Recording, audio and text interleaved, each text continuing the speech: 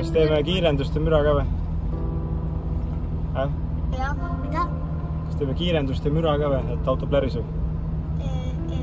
Jah. Ja, aga niimoodi, et pane selline